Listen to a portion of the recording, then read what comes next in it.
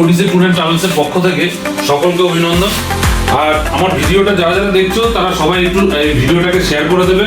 আমরা চাই প্রত্যেকে এই ভিডিওটা দেখে যাতে আমাদের ট্যুরের সাথে যোগাযোগ করতে পারে, সেই সুবিধাটুকু তোমাদের কাছে চাইছি। আমাদের ওডিসি ট্যুর অ্যান্ড ট্রাভেলসের পক্ষ থেকে এখন ট্যুরের অফার চলছে।